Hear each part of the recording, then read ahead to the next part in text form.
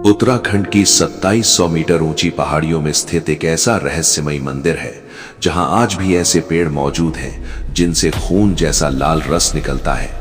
ये बात सुनकर विज्ञान भी असमंजस में पड़ जाता है, लेकिन इस रहस्य के पीछे की सच्चाई इतनी भयावह है कि इसे जानकर रूह तक कांप उठती है। ये कथा उस मनहूस रात की है जब एक पिता की बस एक भूल ने उसकी बेटी, दूल्हे और पूरी बारात को बर्फ में जिंदा दफन कर दिया।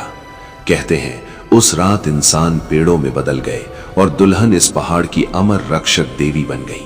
आखिर ऐसी कौन सी गलती थी जिसने खुशियों को विनाश में बदल दिया? कहानी की शुरुआत होती है देवभूमि उत्तराखंड के पौड़ी गढ़वाल से। यहाँ काला भंडारी समूह का एक मुखिया रहता था जिसकी एक बेहद सुंदर बेटी थी। नाम था दिवा। बेटी के सुखी वैवाहिक जीवन के लिए मुखिया ने मां भगवती से एक बड़ा संकल्प लिया। उसने वचन दिया कि यदि उसकी बेटी का जीवन सुख शांति से भरा रहा तो वो मां को विशेष भेंट अर्पित करेगा। मां की कृपा हुई और दिवा का विवाह रथ क्षेत्र के एक प्रतिष्ठित परिवार में तय हो गया। 13 बारातियों के साथ दूल्हा घोड़े पर सवार होकर आया। विवाह बड़े हर्षोल्लास से संपन्न हुआ, लेकिन खुशी के इस पल में पिता अपने वचन को निभाना भूल गया। यही वो क्षण था जब विनाश ने जन्म लिया। जब बारात विदा होकर घने जंगलों से गुजर रही थी, तभी अचानक मौसम बदल गया। आसमान काला पड़ गया, भयानक तूफान उठा और बर्फीली आंधी चलने लगी। मां भगवती क्रोधित हो चुकी थी। कुछ ही पलों में दुल्हन, दूल्हा और पूरी बारात बर्फ के नीचे जिंदा दफन हो गई। सब कुछ शांत हो गया। गांव वाले महीनों तक बारात को ढूंढते रहे, लेकिन कोई निशान नहीं मिला। फिर एक रात दिवा गांव वालों के स्वप्न में प्रकट हुई। उसने कहा, मुझे ढूंढने की कोशिश मत करना। मां भगवती की कृपा से मैं अब दिव्य शक्ति बन चुकी हूं।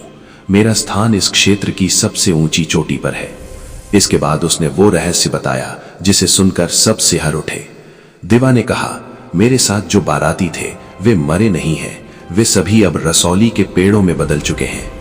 अगले दिन जब लोग उस स्थान पर पहुंचे तो वहां सच में एक त्रिशूल प्रकट हुआ। आज भी मान्यता है कि रसौली देवी के मंदिर के आसपास कुल्हाड़ी या किसी हथियार का प्रयोग वर्जित है। कहा जाता है कि यदि कोई पेड़ काटने की भूल करता है तो उससे दूध नहीं बल्कि खून निकलता है। आज वही दिवा देवी के रूप में पूरे गढ़वाल की रक्षा करती हैं। उस महान देवी के लिए एक बार कमेंट में अवश्य लिखें, जय माता रानी।